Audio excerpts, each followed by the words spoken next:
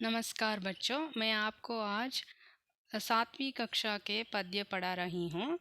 पद्य के नाम है पढ़ना है जी पढ़ना है। पद्य के कवि है चंद्रपाल सिंह यादव मयंक। पहले हम देखेंगे कवि परिचय। कवि परिचय के बारे में जानेंगे। चंद्रपाल सिंह यादव मयंक आधुनिक हिंदी साहित्य के विख्यात कवि है। आपको मैं हिंदी में पढ़कर कन्नड़ा में भी बोलूँगी, सुनो।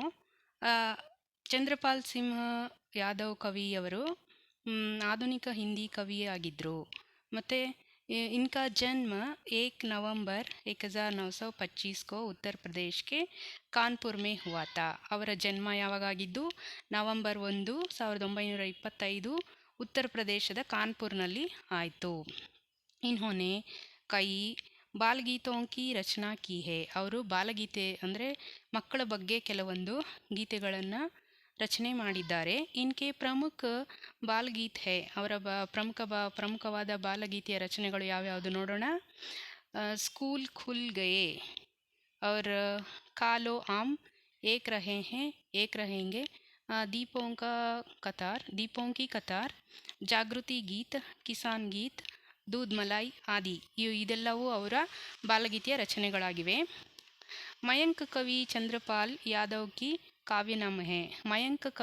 ಮಯಾಂಕ್ ಅನ್ನೋದು ಈ ಚಂದ್ರಪಾಲ್ ಸಿಂಹರವರ ಕಾವ್ಯನಾಮ ಆಗಿರುತ್ತೆ। अभी हम देखेंगे शब्दार्थ। इस पद्य के शब्दार्थ को पहले मैं आपको पढ़ा रही हूँ। जमकर, दृढ़ता से, स्थिर होकर, खूब खूब, बहुत, इम्तिहान परीक्षा, ताल ठोंकना, लड़ने के लिए तैयार होना, मस्ती हंसी, मजाक, मेहनत, परिश्रम, इनाम पुरस्कार, मदद सहायता, पथ मार्ग रास्ता। ये सभी इस पद्य के शब्दार्थ है। अब हम देखेंगे पद्यभाग।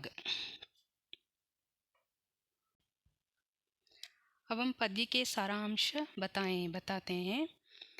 इस कविता के द्वारा बच्चे पढ़ाई और मेहनत का महत्व समझते हैं। ಅಂದರೆ ಈ ಪದ್ಯದ ಮುಖಾಂತರ ಮಕ್ಕಳು ಓದಿನ ಮಹತ್ವ ಮತ್ತು ಅವರ ಪರಿಶ್ರಮದ ಮಹತ್ವವನ್ನು ಕವಿ ಇಲ್ಲಿ ವಿವರಿಸಿದ್ದಾರೆ। ಪಢನಾ ಹೇ ಜಿ ಪಢನಾ ಹೇ। ಪಢನಾ ಹೇ ಅಂದರೆ ಏನು? ಓದಬೇಕು। ನಾವು ಏನಕ್ಕೆ ಓದ್ತೀವಿ? ಸಮಾಜದಲ್ಲಿ ಉನ್ನತ ಸ್ಥಾನದಲ್ಲಿ ಬದುಕಲಿಕ್ಕೆ। ನಾವು ಒಂದು ಕೆಲಸ ಪಡ್ಕೋಬೇಕಾದ್ರೂ, ಒಂದು ಉನ್ನತವಾದ ಜೀವನವನ್ನು ರೂಢಿಸ್ಕೋಬೇಕಾದ್ರೂ ನಮಗೇನು ಬೇಕು? ವಿದ್ಯೆ ಬೇಕು। ಆ ವಿದ್ಯೆ ಮುಖಾಂತರ ಮಾತ್ರ ನಾವು ಉನ್ನತವಾದ ಬದುಕನ್ನು ರೂಪಿಸಿಕೊಳ್ಳಲು ಸಾಧ್ಯ। ಪಢನಾ ಹೇ ಜಿ ಪಢನಾ ಹೇ, ಹಮ್ಕೋ ಊಪರ್ ಚಢನಾ ಹೇ। ನಾವು ಓದಿ ಉನ್ನತ ಸ್ಥಾನದಲ್ಲಿ ಬದುಕಬೇಕು ಅನ್ನೋದು ಕವಿಯ ಆಶಯ ಆಗಿರುತ್ತದೆ। ತೋಡೆ ದಿನ್ ಕಿ ಬಾತ್ ಔರ್ ಹೇ, ಜಮ್ಕರ್ ಖೂಬ್ ಪಡೆಂಗೆ ಹಮ್। ತೋಡೆ ದಿನ್ ಕಿ ಬಾತ್ ಔರ್ ಹೇ ಅಂದರೆ ಇಮ್ತಿಹಾನ್ ಅಂದರೆ ಪರೀಕ್ಷೆ। ಇಮ್ತಿಹಾನ್ ಅಂದರೆ ಏನು? ಪರೀಕ್ಷೆ ದಿನಗಳು ಹತ್ರ ಇದೆ, ಇನ್ನೂ ಸ್ವಲ್ಪ ದಿನಗಳೇ ಇದೆ। ಜಮ್ಕರ್ ಖೂಬ್ ಪಡೆಂಗೆ ಹಮ್, ಜಮ್ಕರ್ ಅಂದರೆ ಏನು? ಎಲ್ಲರೂ ಒಟ್ಟಾಗಿ ಸೇರಿ, ಖೂಬ್ ಪಡೆಂಗೆ ಹಮ್, ಚೆನ್ನಾಗಿ ನಾವು ಓದ್ಕೋಬೇಕು।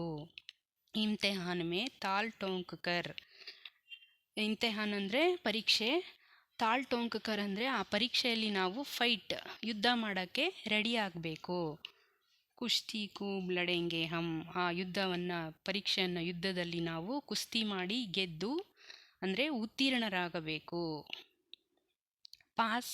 ಪಾಸ್ ಇಮ್ತಿಹಾನ್ ಕರ್ನಾ ಹೇ, ಪಢನಾ ಹೇ ಜಿ ಪಢನಾ ಹೇ। ಪಾಸ್ ಇಮ್ತಿಹಾನ್ ಕರ್ನಾ ಹೇ ಅಂದರೆ ನಾವು ಪರೀಕ್ಷೆಯಲ್ಲಿ ಬರೆದು ಒಳ್ಳೆ ಉತ್ತರಗಳನ್ನು ಬರೆದು ಪಾಸಾಗಬೇಕು। ಪಾಸಾಗ್ಬಿಟ್ಟು ನಾವು ಮುಂದೆ ವಿದ್ಯಾಭ್ಯಾಸವನ್ನು ಕಂಟಿನ್ಯೂ ಮಾಡಬೇಕು।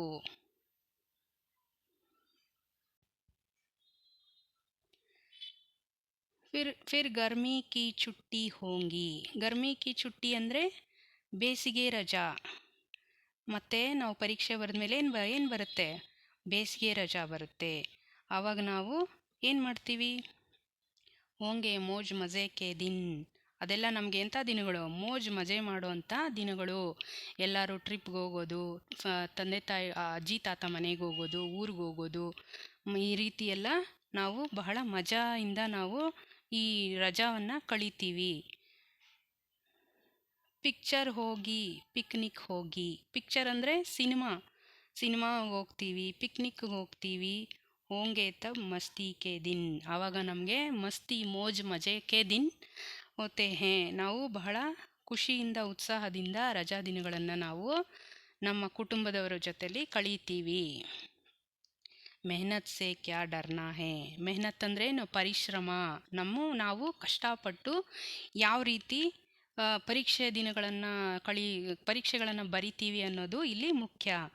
ಮೆಹನತ್, ಪರಿಶ್ರಮ ಪಡೋಕ್ಕೆ ನಾವು ಹೆದರ್ಕೋಬಾರ್ದು, ಯಾವಾಗಲೂ ಕಷ್ಟಪಟ್ಟು ಓದಬೇಕು. ಪಡ್ನಾ ಹೇ ಜಿ ಪಡ್ನಾ ಹೇ, ನಾವು ಓದಬೇಕು. ಪಾಪಾ ಮಮ್ಮಿ ಸೆ ಲೇನೆ ಹೇ ಫಿರ್ ತೋ ಹಮ್ಕೋ ಖೂಬ್ ಇನಾಮ್. ಇನಾಮ್ ಅಂದರೆ ಬಹುಮಾನ, ಗಿಫ್ಟ್ಗಳು. ಪಾಪ ಮಮ್ಮಿ ನಮಗೇನು ಕೊಡ್ತಾರೆ? ನಾವು ಪರೀಕ್ಷೆಯಲ್ಲಿ ಫಸ್ಟ್ ಕ್ಲಾಸಲ್ಲಿ ಪಾಸ್ ಆದರೆ 90% ತೆಗೆದ್ರೆ ನಮಗೇನು ಕೊಡ್ತಾರೆ? ನಮ್ಮ ತಂದೆ ತಾಯಿಗಳು ನಿಮಗೆ ಕೇಳೋಂಥ ಗಿಫ್ಟ್ಗಳನ್ನು ತಂದುಕೊಡ್ತಾರೆ. ನೀವು ಕೇಳಿದ್ದು ಬಟ್ಟೆಗಳನ್ನು, ಒಳ್ಳೊಳ್ಳೆ ಮೊಬೈಲ್ ಕೇಳಿದ್ರೆ ಮೊಬೈಲ್ಗಳನ್ನು ಎಲ್ಲನೂ ಕೊಡಿಸ್ತಾರೆ ಅಲ್ವಾ? ಅದಕ್ಕೇ ಚೆನ್ನಾಗಿ ಓದಬೇಕು. ಪಾಪ ಮಮ್ಮಿ ಸೆ ಲೇನೆ ಹೇ ಫಿರ್ ತೋ ಹಮ್ಕೋ ಖೂಬ್ ಇನಾಮ್. ಚೆನ್ನಾಗಿ ಓದಿ ಉತ್ತೀರ್ಣರಾಗಿ ನಾವು ಒಳ್ಳೊಳ್ಳೆ ಗಿಫ್ಟ್ಗಳನ್ನು ನಿಮ್ಮ ತಂದೆ ತಾಯಿಗಳ ಹತ್ರ ನೀವು ಪಡ್ಕೋಬೇಕು. ಮೆಹನತ್ ಕರ್ನೆ ವಾಲೋಂ ಕಿ ತೋ ಸದಾ ಮದದ್ ಕರ್ತೆ ಹೇ ಭಗವಾನ್. ಮೆಹನತ್ ಅಂದ್ರೇ ಮತ್ತೆ ಪರಿಶ್ರಮ. ಅದು ನೀವು ಪರಿಶ್ರಮ ಪಟ್ಟು ಓದಿ ಪಾಸಾಗೋಕ್ಕೆ ಯಾರ ಸಹಾಯ ಇರುತ್ತೆ? ಭಗವಾನ್ ಅಂದರೆ ಯಾರು? ದೇವರು. ನೀವು ಪಡೋ ಪರಿಶ್ರಮಕ್ಕೆ ದೇವರ ಸಹಾಯನೂ ನಿಮಗೆ ಇರುತ್ತೆ. ಜೀವನ್ ಪಥ್ ಪರ್ ಬಡ್ನಾ ಹೇ.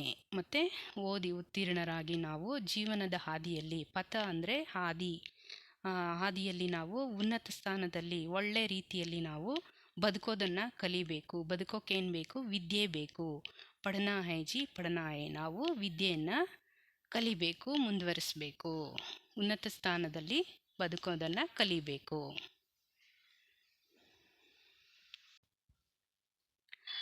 हाँ, आज के पद्य भाग पूरा हुआ है बच्चों. आपको कोई डाउट है तो कमेंट बॉक्स में कमेंट करो. और इसके अगला क्वेश्चन एंड आंसर और ग्रामर भाग को मैं आपको अगले भाग में पढ़ाऊँगी. प्लीज़ बच्चों सब्सक्राइब करो और लाइक करो. Thank you.